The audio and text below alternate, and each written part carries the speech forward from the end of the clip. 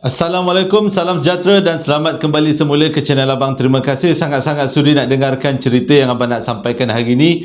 Dan hari ini Abang nak sampaikan 3 lagi cerita daripada 3 orang yang berbeza. Tapi cumanya ketiga-tiga cerita kali ini menggunakan nama yang sebenar. Sebenarnya ini adalah rakaman kali kedua untuk video hari ini. Tadi mula-mula Abang dah buat rakaman, tapi tiba-tiba bila Abang diserang dengan apa tu, belalang. Abang memang tak berapa nak suka sangat dengan belalang. Tak tahu kenapa bentuk dia sangat menakutkan. Jadi Abang ulang balik rakaman ni sebab rakaman tadi dah rosak. Jadi tanpa membuang masa, sebelum kita mulakan cerita, marilah kita sama-sama berdoa kepada Allah Ta'ala. Semoga Allah panjangkan umur, murahkan rezeki, berikan kesihatan yang baik kepada kita semua dan permudahkan segala urusan kita. Dan semoga Allah memberikan syurga buat mak ayah kita di atas jasa-jasa mereka yang telah membesarkan dan mendidik kita. Jadi tanpa membuang masa, ketiga-tiga cerita kali ini memang betul-betul Abang suka. Walaupun ceritanya tidaklah panjang, pendek, tapi cukup memberi kesan. Nanti Abang ceritakan. Abang mulakan cerita kali ini dengan Auzubillahi minasyaitonirrajim. Bismillahirrahmanirrahim. Cerita yang pertama disampaikan oleh Zul, berlaku dekat Selangor tahun 2021. Sebenarnya dia tak beritahu dekat dalam email tu tahun berapa. Tapi kalau tengok daripada cara penceritaan tu, lebih kurang tahun-tahun selepas zaman Covid lah, tahun 2021. Ceritanya, Zul ni memang bekerja dekat Selangor dan dia ni masih lagi bujang. Abang faham perasaan tu. Jadi dia duduk dekat satu rumah secara sorang-sorang. Dia tak adalah budak rumah dia. Belum kahwin kan, jadi tak ada budak rumah, duduk sorang-sorang. Dia rasa lebih selesa untuk duduk sorang-sorang daripada duduk ramai-ramai. Kampung dia pula agak jauh daripada situ. Kalau kampung dia dekat, dia kata dia memang duduk dengan mak ayah dia. Tapi disebabkan kampung dia memang jauh, jadi dia duduklah sorang-sorang. Menjadi kebiasaan, dia kata, kalau setiap kali balik kerja lebih kurang pukul 10, pukul 11 baru dia sampai rumah. Sebabnya kalau nak balik rumah awal-awal, tak ada apa nak buat. Sorang-sorang pula tu kalau ada orang rumah. Jadi bolehlah bermesra-mesra bermesra-mesra kan. Jadi disebabkan sorang-sorang, memang itulah waktu balik dia. Lebih kurang pukul 10, pukul 11 baru sampai rumah. Nak jadi cerita pada kali ini, dia balik pukul 2 pagi. Tujuannya sebenarnya dia bukanlah nak sangat balik pukul 2 pagi. Tapi tak macam mana ada kerja yang perlu diselesaikan. Bos dia pula jenis desak-desak supaya kerja tu diselesaikan secepat yang mungkin. Jadi kawan-kawan pun tak ada orang yang nak balik lewat sebab semuanya dah berkeluarga. Jadi tinggallah dia seorang-seorang habiskan kerja tu. Dengan kata lain, dia habiskan kerja tu, habis lebih kurang dia keluar daripada office pukul 1 pagi. Jadi bila dia sampai dekat rumah memang pukul 2 pagi. Selalunya bila dia balik kerja, tak ada apa benda-benda pun yang pelik-pelik dekat rumah dia. Tapi nak jadi cerita, pada hari itu berlaku peristiwa yang cukup dia rasa kecut perut. Rasa macam nak pindah daripada rumah tu.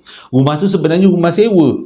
Jadi dia balik dalam pukul 2 pagi tu, dia parking kereta. Kalau tengok daripada cerita, macam rumah dia adalah rumah yang ada laman tepi. Jadi boleh ke belakang. Boleh daripada tempat letak kereta tu, boleh pergi ke tepi rumah dan ke belakang. Waktu dia selepas letak kereta, keluar daripada kereta, tiba-tiba dia dengar dekat belakang rumah dia macam ada ramai orang. Macam ada orang berjalan-jalan. Bukan bunyi suara, tapi bunyi orang punya tapak kaki puk-puk. Komen ramai lagi yang belakang rumah dia. Nak jadi cerita pula, belakang rumah dia ni adalah belukar. Bukan belukar, hutan tebal. Mula-mulanya diingatkan yang ada dekat belakang tu adalah binatang lah mungkin. Binatang, mungkin zirafah ke. Zirafah tak ada dekat Selangor. Maksudnya musang ke, yang ada dia main-main dekat belakang rumah. Tapi sepanjang dia duduk dekat situ, tak pernah ada kejadian jiran-jiran ataupun dia sendiri yang mengadu ada binatang. Sebabnya binatang kalau tak dia tak akan duduk dekat-dekat dengan kawasan perumahan. Dia tak akan dekat-dekat sebab dia pun ada perasaan takut. Tapi mula-mula diingatkan bunyi tapak kaki yang macam-macam tu bunyi banyak adalah disebabkan oleh binatang. Tapi bila dia fikir balik, mana mungkin binatang ada nak bertapak-tapak ramai-ramai dekat belakang rumah dia. Tapi untuk kuatkan semangat, dia pergilah ke belakang rumah dia, pergi ke pinggir hutan dan tengok apa yang berlaku. Abang memang selut dia, betul-betul abang tabik spring.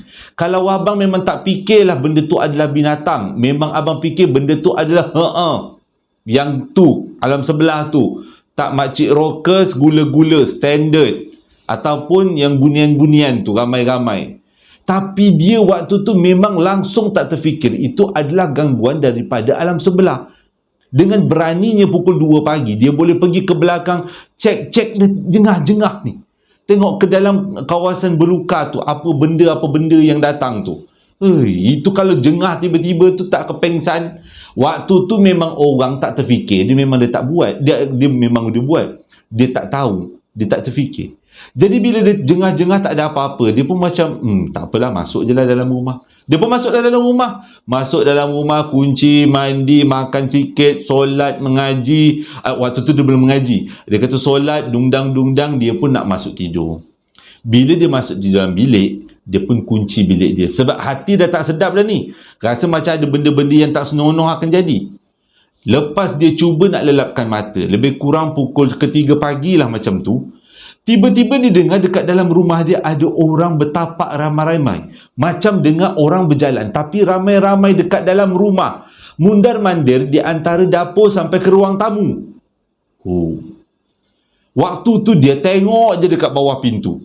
Apa benda pula yang lepas ni? Jadi dia tunggu dengan harapan, dia kata dia doa dalam hati, janganlah benda tu berhenti depan bilik dia ataupun cuba untuk buka bilik dia. Tapi doa dia memang didengari oleh Allah Ta'ala untuk diuji. Dan bila benda tu mundar-mandir ramai-ramai daripada ruang tamu ke dapur, habis dia tergerak doa dalam hati tu, benda yang bertapak ramai-ramai dekat luar bilik dia tu, ramai-ramai pula berhenti depan bilik dia. Waktu tu dia kata, yang diingat hanyalah selawat Nabi, Allahumma salli ala sayyidina Muhammad, Allahumma salli ala sayyidina Muhammad. Itu je yang diingat. Dan dia baca benda tu berulang-ulang sambil dia tak berani tengok pintu. Dia takut kalau dia tengok pintu, tombol pintu pula cuba macam digegar-gegarkan, tak kehuru-hara lepas tu. Jadi dia tak tengok pintu, dia selubung satu badan dia selawat Nabi. Dia tahu ada beberapa benda tu berhenti dekat depan bilik dia dan ada lagi beberapa benda yang mundar-mandir lagi dalam rumah dia. Jadi dia baca sampailah dia tertidur. Bila besok pagi dia tengok tak ada pun kesan tapak kaki. Jadi dengan kata lain bukanlah manusia. Jadi dia yakin, dan bukanlah binatang. Kalau binatang mesti ada tapak kaki kecil macam beruang punya tapak kaki ataupun kucing punya tapak kaki. Tapi tak ada pun tapak kaki pun tak ada. Jadi dia tahu yang dengki dia malam tu adalah makhluk alam sebelah. Sebelum ni tak pernah terjadi, mungkin sebab dia balik awal, dia tidur awal. Jadi dia tak terbangun lah kalau benda tu datang mundar-mandir pukul 2 pagi, dia memang tak sedar. Jadi bila dia bangun besok pagi, dia rasa satu badan dia macam seram sejuk. Terus dia ambil MC, beritahu dekat bos dia tak dapat datang. Pagi tu juga lepas sembahyang subuh, dia packing barang, balik kampung. Sampai dekat kampung belum apa-apa lagi, dia dah demam. Seminggu dia ambil demam tu. Dia kata mungkin sebab nampak macam gagah, tapi perasaan takut tu dia kata tak boleh nak lawan. Tetap ada perasaan takut tu. Habis seminggu jugalah dia demam. Dah habis demam tu, dia baliklah ke rumah dia. Tapi dia balik bukan sebarang balik. Dia balik bawa bekal. Ustaz. Dia bawa seorang ustaz. Mak dia propose. Mak dia beritahu, ustaz ni bagus. Dia boleh buat ruqyah rumah. Dia boleh bercakap dengan alam sebelah. Jadi kau bawa lah ustaz ni. Saranan mak dia ni memang betul-betul sap-soi dengan dia. Dia pun bawa lah ustaz tu balik rumah dia. Ustaz tu pun mulalah berinteraksi. Lepas tu ustaz tu macam diam sambil berzikir. Agaknya itulah cara dia berinteraksi kan. Lepas tu dah habis tu ustaz tu pagar rumah. Lepas tu ustaz tu cakap sebenarnya tu adalah benda-benda liar daripada hutan belakang rumah kau, dia kata. Dan bukannya dia nak dengki, tapi dia nak bergurau senda. Tapi dalam hati dia agak-agaklah nak bergurau senda dalam keadaan yang macam tu. Guraulah senda yang comel-comel sikit, dia kata.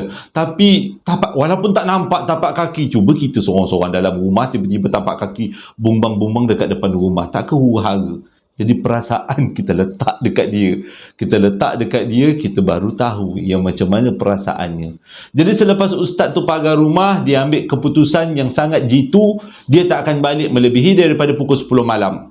Dia akan paling lewat balik pukul 10 malam, itu dah paling lewat lah. Tapi dia kata sejak daripada tu tak pernah lagi lah dia balik lewat malam. Dan ustaz tu sarankan, untuk mengelakkan daripada makhluk-makhluk alam sebelah ni mengacau kita, kita ni kena banyak mengaji. Jadi sejak daripada tu dia jadi seorang yang rajin mengaji. Mula-mula rajin mengaji tu sebab nak halau makhluk-makhluk daripada kacau-kacau dia. Tapi kemudian tu dia rajin mengaji sebab dia rasa kita perlu mengaji sebagai seorang Islam, sebagai pengisian dalaman. Cerita yang kedua ni agak pelik sikit, tapi abang nak beritahu cerita yang kedua ni bukanlah kepercayaan, tapi ia adalah sebahagian daripada adat kepercayaan jugalah, tapi bukan yang untuk diimani. Bukan, ini adalah setakat kepercayaan daripada penduduk setempat. Jadi setiap daripada kita kan, bangsa-bangsa kita ada Melayu, India, Cina, ada Borneo, ada kepercayaan masing-masing. Walaupun kita menganuti agama yang contohnya Islam kan, jadi ada juga kepercayaan yang bertentangan dengan Islam. Okey, ceritanya macam ni. Lia yang hantarkan email ni pada abang adalah nama sebenar. Lia berlaku pada tahun 2005. Pada waktu tu Lia masih lagi muda, berumur 20 tahun. Dia pula pada tahun 2005 tu pakcik dia, Pak Su dia kalau tak silap, dapat kahwin dengan orang Kelantan. Orang Kelantan, pakcik dia orang Selangor. Dia ni memang keluarga kat Selangor. Jadi pakcik dia dapat kahwin dengan orang Kelantan. Jadi pada hari perkahwinan pakcik dia tu, ramai-ramai diorang ni, keluarga besar Lia, hantar pakcik dia daripada Selangor naik ke Kelantan. Lalu dua tempat, iaitu lalu dekat Gua Musang, lepas tu lalu dekat Pasir Putih, Kelantan. Barulah sampai dekat tempat yang dituju. Kalau tak silap abang, Pasir Panjang lah. Jadi diorang ni semua pada waktu hari nak menikah ni, diorang tak ambil homestay. Tak adalah ambil homestay macam kita sekarang ni tahun 2005. Mungkin itu bukan sebahagian daripada budaya kan. Sekarang ni dah jadi budaya kita ambil homestay siap-siap.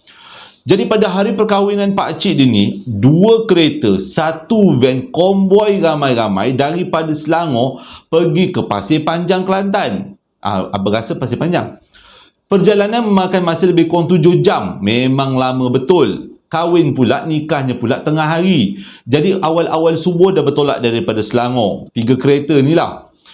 Tapi dia kata, punyalah segigihnya dia orang ni sekeluarga. Malam tu buat hantaran. Hantaran coklat, hantaran gebor lah, hantaran tuala, dan juga satu hantaran yang memang dihias dengan sangat indah, iaitu pulut kuning. Tapi waktu keluarga dia buat pulut kuning malam tu, adalah seorang nenek tu, macam berpengalaman jugalah nenek tu. Dia kata kalau boleh, pulut kuning ni jangan dibawa. Sebabnya orang dulu-dulu buat pulut kuning ni digunakan untuk menjamu makhluk alam sebelah. Kalaulah nak menjamu pokok, nak menjamu batu bersurat, selalunya orang dulu-dulu akan menggunakan pulut kuning. Kenapa digunakan pulut kuning dengan telur rebus tu memang tak tahulah kenapa. Mungkin makhluk alam sebelah sangat suka dengan pulut kuning, pulut mangga. Jadi pada waktu tu nenek tu cakap, usah dibawa pulut kuning ni, nanti takut terjadi apa-apa yang kurang baik. Tapi orang-orang moden kan, yang kurafat lah, jangan fikir-fikirkan kurafat. Bawa je lah pulut kuning tu, tak kisahlah. Tak naklah dengar nasihat orang tua ni. Jadi perjalanan pun bermulalah daripada Selangor sampailah ke Kelantan, lalu kat Gua Musang. Bila sampai ke Gua Musang, tiba-tiba tayar belakang pecah, meletup. Huru-hara waktu, lupa abang cakap tayar van. Tayar van yang bawa pulut kuning tu meletup. Dan meletupnya betul-betul dekat bawah pulut kuning. Maksudnya yang pegang pulut kuning tu ada seorang makcik. Bawah makcik tu adalah tayar van. Yang itu yang meletup. Jadi waktu tu dekat Gua Musang, terpaksalah dia orang semua berhenti dekat tepi sungai, tepi jalan. Jadi betulkanlah tayar tu dengan tayar ganti, tayar baru. Jadi perjalanan pun diteruskan, tapi dah tak sedap hatilah dalam van tu, dan nyunyit macam tu, mengatakan, adakah disebabkan dengan pulut kuning kita ni? Tapi tak apalah, teruskan perjalanan. Sampai dekat Pasir Putih, Kelantan, meletup lagi. Tayar yang sama, tempat yang sama. Maksudnya, di kawasan bawah pulut kuning, meletup lagi sekali. Tak tahu mana ujung pangkal, padahal itu adalah tayar baru. Tayar spare, tayar baru. Gantilah, asyik baik dia meletup tu waktu dekat Pasir Putih tu, dekat dengan kedai betulkan tayar kereta. Jadi lepas betulkan tayar, teruskan perjalanan. Tapi kali ni tak berani nak laju-laju, takut meletup lagi. Tapi mungkin perjalanan di antara Pasir Putih dengan Pasir Panjang tu tidaklah begitu jauh sangat. Jadi sampai ke rumah pengantin tak jadi apa-apa masalah. Majlis pernikahan pun dibuat, semuanya selesai. Hantaran-hantaran pun dah diselesaikan, diserahkan kepada pihak perempuan. Dan selepas tu, hari yang sama, diorang bergerak balik daripada Kelantan ke Selangor. Mak, memang gigih lah kalau abang patah 3 tulang abang. Memang tak biasa jalan jauh-jauh ni kan. Jadi dia orang pun bergerak daripada Kelantan ke Selangor pada hari yang sama. Tapi sepanjang perjalanan tak ada berlaku peristiwa tayar pecah. Walaupun dia kata melalui jalan yang sama, cumanya petang lah waktu tu. Sampai dekat Selangor, ceritakanlah benda ni dengan nenek yang beritahu mula-mula tadi. Nenek tu cakap, kan aku dah cakap, memang tak boleh bawa pulut kuning jalan jauh-jauh. Pulut kuning jalan jauh-jauh. Sebabnya pulut kuning ni pada orang-orang kepercayaan orang dulu, memang makhluk alam sebelah suka. Jadi mungkin di dua tempat ni, iaitu Gua Musang dengan Pasir Putih Kelantan adalah tempat yang kawasan tu kan agak ada banyak hutan tebal kan. Jadi mungkin, abang bukan nak tuduh makhluk alam sebelah, ni mungkin waktu tu van tu melintas bawa pulut kuning tu baunya memang pekat wangi, memang dia letak daun pandan, daun kari dalam tu kan. Jadi baunya semerbak. Jadi mungkin makhluk alam sebelah tu berbondong-bondong lah ke van tu dan menyebabkan tayar van tu pecah. Walaupun tak nak percaya dia kata, tapi itulah pengalaman. Walaupun tak seram, tapi abang rasa pengalaman ni menarik. Okey, itu adalah cerita yang kedua. Cerita yang seterusnya adalah cerita yang memang menarik. Abang suka betul cerita ni. Bila dapat tu abang rasa macam abang akan ceritakan dengan sangat bersungguh-sungguh. Ceritanya berlaku pada tahun 2005. Abang silap, bukan 2005. Bila abang tengok balik, bila abang ingat-ingat balik, dia tak beritahu pun tahun berapa. Tapi yang sampaikan cerita abang ni, cerita ni disampaikan oleh seorang lelaki yang bernama Syah. Berlaku dekat Johor. Kawasan mana dia kata dia minta disembunyikan sebab cerita ni betul-betul berkaitan dengan orang yang dah tak ada lagi dekat dunia ni. Ceritanya bermula, waktu tu ekonomi keluarga Syah ni Syah ni pada waktu tu, waktu kejadian tu dia dah beranak penak. Jadi mak dengan bapak dia duduk dengan dia sekali. Dia, isteri dia, lepas tu ada adik ipar, adik-adik dia. Lepas tu mak ayah dia lah. Jadi diorang ni tinggal dekat satu rumah, satu keluarga, satu rumah ni. Nak jadi cerita pada tahun tu, ekonomi diorang ni agak struggle jugalah. Memang susah lah. Boleh kata ada duitnya, tapi tak boleh nak melebih-lebih lah. Setakat apa gaji yang dia dapat tu, cukup-cukup untuk menampung keluarga. Jadi disebabkan tu, diorang pun bincang-bincang. Lepas tu waktu bincang-bincang tu, makcik jiran sebelah, kita namakan dia sebagai Makcik Tun, Cik Tun. Cik Tun pun dengar lah dia orang ni berbincang-bincang sebab rumah dah dekat-dekat. Lepas tu Cik Tun tanyalah. Cik Tun tanya, bincang-bincang apa? Lepas tu dia orang pun cakap dia orang nak tambah ekonomi keluarga.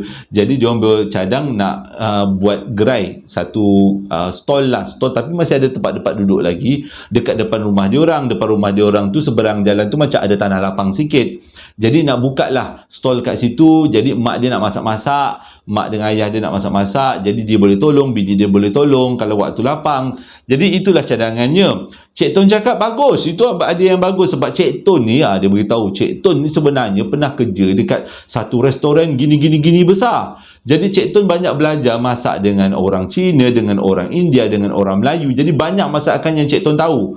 Jadi dia kata boleh Cik Tun ajar mak kepada Syah ni kalau ada masakan-masakan yang tak tahu. Jadi bila berdapat sokongan pula daripada jiran, seronok lah kan. Nampak macam cantik kan cerita dia. Cerita dia macam best je mula. Tak seram-seram. Okey, jadi diorang pun start daripada hari itu, diorang pun buka lah kedai depan rumah, seberang jalan, diorang buka kedai. Ada stall, ada kursi meja, lepas tu dia pasang payung-payung sikit. Jadi sejak daripada tu, ramailah yang datang kat situ memandangkan mak kepada Syah ni memang pandai masak. Jadi tempat kedai dia ni memang boleh dikatakan agak famous juga dekat kawasan perumahan tu. Dibuka daripada pukul 8 pagi, start daripada sarapan, sampailah ke pukul 10 malam, makan malam. Jadi lepas 10 malam baru tutup. Nak jadi cerita juga, banyak pula si Mak Syah ni dapat tempahan.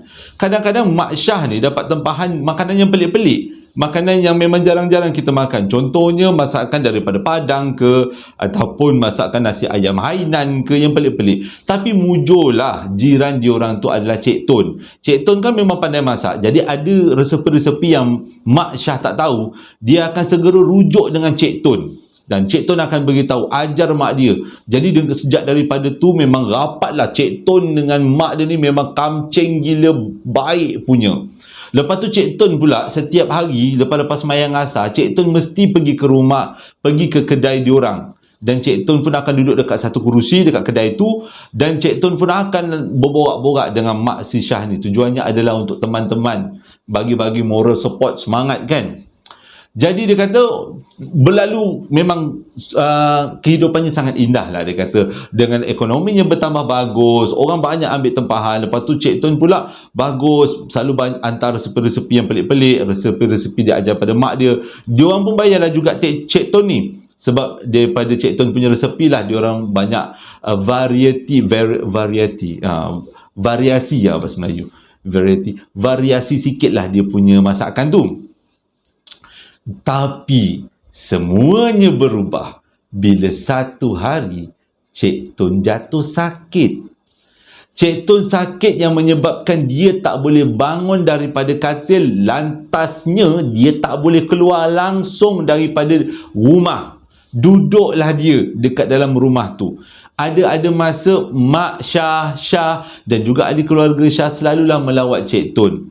Dan Cik Tun selalulah cakap dia rasa sedih sangat, dia terpaksa baring dekat atas katil, tak terbantulah, dia kata dia tak boleh nak tolong temankan Mak Syah lagi. Dia rasa sedih sebab dia kata setiap kali dia temankan Mak Syah dekat kedai sampai ke malam, dia rasa seronok sangat, dia kata teman Mak Syah. Selang 10 bulan akhirnya Cik Tun menghembuskan nafas yang terakhir, meninggal dunialah Cik Tun. Jadi satu keluarga ni jadi rasa sedih sangat dengan kehilangan Cik Tun. Dan pada petang tu juga Cik Tun dikebumikan. Tapi sejak daripada Cik Tun dikebumikan, Mak Syah ni dia punya sedihnya, dia sampai dia tak buka kedai selama 3 hari. Dia kata tak naklah dia buka kedai. Dia kata dia rasa setiap kali dia terbuka kedai, dia teringat Cik Tun duduk dekat kerusi yang selalu Cik Tun duduk. Lepas tu, hari yang keempat selepas Cik Tun meninggal, kedai pun dibuka. Macam biasa, diorang meniaga macam biasa. Tapi sejak daripada tu, Mak Syah selalu mengadu dekat Syah. Yang dia rasa macam ada Cik Tun dekat belakang dia. Dia rasa tak tahu nak cakap macam mana, tapi bila dia kalihkan, orang kata macam gini, ada bayangan Cik Tun.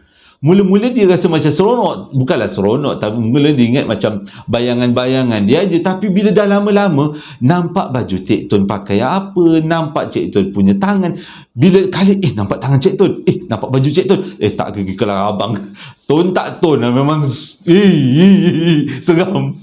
Jadi sejak daripada tu mak dia ni rasa macam takut. Nak duduk dekat kedai lama-lama pun jadi takut. Selalulah anak-anak temankan. Sama ada Syah temankan ataupun bini Syah yang temankan. Untuk bagi mak dia jangan terlalu takut sangat. Kadang-kadang adik Syah pun temankan juga. Kadang-kadang bapa dia pun, suami mak dia pun temankan juga sama-sama. Tapi keadaan semakin selepas hari keempat, kelima, keenam semakin teruk.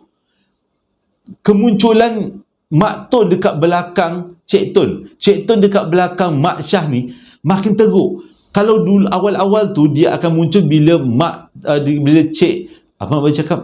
Syah ni duduk dekat kedai. Sekeliru sikit. Tapi mula-mula dia duduk dekat kedai je, baru Cik Tun muncul dekat belakang dia. Tapi sekarang ni semakin mendekati hari ke-40, Cik Tun dah berani muncul dekat dalam rumah. Tapi semua orang tak nampak. Yang nampak adalah hanya emak kepada Syah. Jadi disebabkan tu Mak Syah ni selalu beritahu yang dia ni takut. Dia beritahu dekat suami dia. Suami dia biasalah. Bapak-bapak kan bila dapat macam ni, awak ni banyak berkhayal, kata, banyakkan zikir, kata.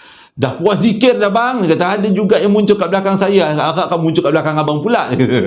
Lelaki dia kata tak ada, takkanlah Tun nak muncul belakang aku, dia kata nak muncul belakang kau. Tapi keadaan mak dia ni makin hari makin terganggu. Sampaikan mak dia kadang-kadang duduk dalam bilik air, cepat-cepat keluar daripada bilik air, dia kata Cik Tun ada kat belakang dia. Jadi pada keadaan mak dia memang susah nak cakap. Dia kata semua orang macam tak nak percaya, nak percaya tak percaya, nak percaya tak percaya.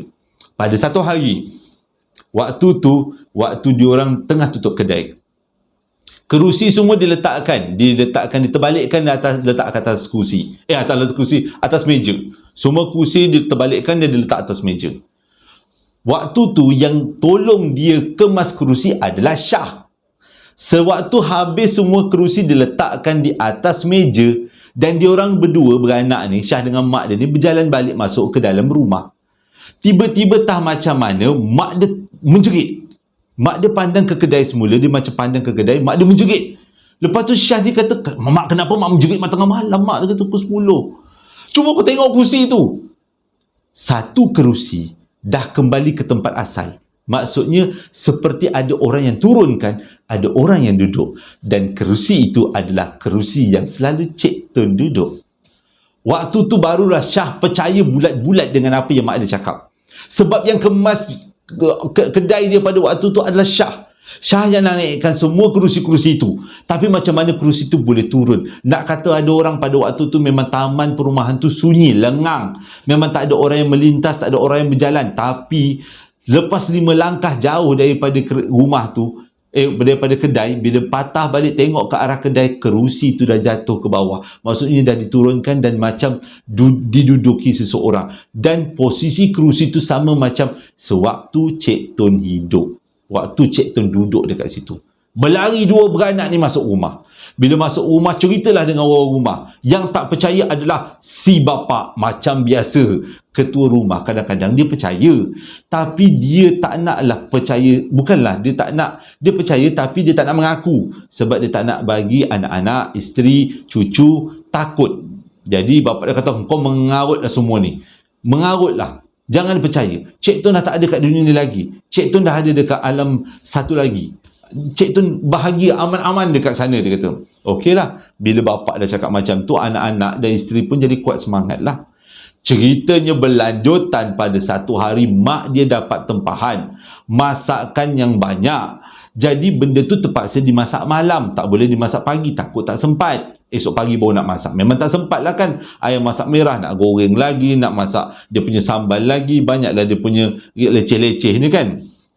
Jadi mak dia terpaksa masak malam. Pada waktu tu mak dia dah rasa seram-seram. Dan malam tu adalah malam ke-40 Cik Tun meninggal. Jadi mak dia rasa macam tak sedap hati. Mak dia minta lah Syah temankan. Jadi Syah pun temankanlah sambil-sambil Syah buat kerja-kerja dia yang tertangguh. Ada yang dia buat melalui laptop semua. Sambil mak dia masak breng. Lebih kurang pukul 1 lah, macam pukul 12 lah macam tu. Mak Syah ni cakap, anak Syah menangis. Jadi mak dia cakap, Syah kau pergilah masuk jaga anak. Kesian bini kau, dia kata. Bini kau kerja, dia kata. Pergi masuk jaga anak. Jadi Syah ni pun masuklah dalam rumah. Tapi tempat Syah digantikan oleh adik dia. Jadi adik dia dengan mak dia ada dekat kedai tu. Mak dia teruskan memasak. Lebih kurang pukul 1 pagi, tiba-tiba Syah dengar mak dia menjerit sekuat hati dan dengar orang berlari merempuh masuk dalam rumah. Bila sampai dekat rumah, tengok mak Syah dengan adik Syah, dua-dua muka dah pucat lesi. Jadi Syah ni pun dengan bini dia pun keluarlah daripada bilik, termasuk dengan bapak dia keluar daripada bilik. Apa hal tanya. Dia orang kata apa? Cik Tun dah dekat kedai. Jadi dia orang ni sekeluarga ni dengar macam tu, dia orang pun berlarilah ke kedai dengan harapan tak nampaklah Cik Tun tu. Sekali dia orang ramai-ramai keluar daripada rumah, daripada seberang jalan nampak Cik Tun duduk dekat kerusi yang selalu dia duduk. Pada waktu tu si bapa ni dah tak tahu nak buat apa. Dia pun laungkan azan. Allahu Akbar. Dia laungkan azan lah. Dengan harapan Cik Tun pergi daripada situ. Tapi lepas azan dikumandangkan, Cik Tun masih lagi duduk bersimpuh dekat atas kerusi yang sama. Diorang semua dah tergamam, tak tahu nak buat apa. Azan tak jalan. Berselawat jangan cakap lah, memang tak jalan. Jadi diorang fikir, ni betul-betul roh ke apa ke ni? Jadi bapak dia pegang tangan mak dia, kita kena bercakap dengan Cik Tun. Jadi mak dia kata, tak nak, nanti Cik Tun terkecil lah, cekik saya. Bapak dia kata, jangan risau, aku temankan kau gitu. Jadi bapak dengan mak dia ni, dengan Syah dan juga isteri dia ni, anak tinggal dalam rumah kan, berjalanlah tepi kedai. Sampai dekat tepi kedai, mak dia cakap, Tun, engkau tak sepatutnya ada dekat sini, Tun. Engkau dah ada dekat alam barzah, Tun. Baliklah. Janganlah kau duduk dekat sini. Alam kita dah terpisah, Tun. Tapi mak dia cakap suara bukan macam abang lah, gigil-gigil lah. Tun, tolong Tun, jangan duduk. Macam tu lah. Memang dalam keadaan yang takut walaupun bapak dia, suami dia dekat sebelah. Tapi tindakan kejadian seterusnya cukup pelik. Cik Tun bangun dan Cik Tun pandang ke arah diorang. Pada waktu awal-awal tu nampak belakang Cik Tun je. Cik Tun pandang ke arah diorang dengan mukanya yang tersenyum. Lepas tu Cik Tun hilang dalam kegelapan. Dia terbang. Dia terbang masuk dalam kawasan yang gelap, terus hilang. Berterabur semua anak beranak ni masuk dalam rumah. Mujurlah pada waktu tu mak dia dah siap masak. Dan kejadian ni esoknya menjadi heboh dalam taman perumahan tu. Cik Tun balik. Jadi mula-mula mak dia fikir, ini sebenarnya apa sebenarnya? Mungkinlah sebab dia fikir-fikir waktu Cik Tun meninggal, Cik Tun kan rasa macam menyesal. Bukanlah menyesal, rasa sedih tak dapat teman Mak Syah ni masak-masak lagi. Jadi itu mungkin sebagai tanda ucapan selamat tinggal. Tapi tak tahulah, mungkin itu roh ataupun itu korin, kita pun tak tahu. Tapi itulah yang diceritakan oleh Syah, pengalaman mereka sekeluarga berjumpa dengan Cik Tun pada hari ke-40 Cik Tun meninggal.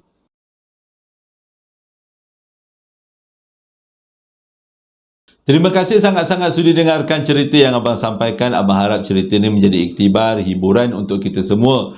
Dan ceritanya memang menarik, satu pengalaman. Ketiga-tiga pengalaman ni memang pengajarannya bagus. Terima kasih juga yang membeli sambal lara dan juga perapan sate. Jadi siapa-siapa yang nak dapatkan lagi sebelum Ramadan ni, boleh tekan di ruangan description area. Abang sediakan link-link untuk, link macam darling ni.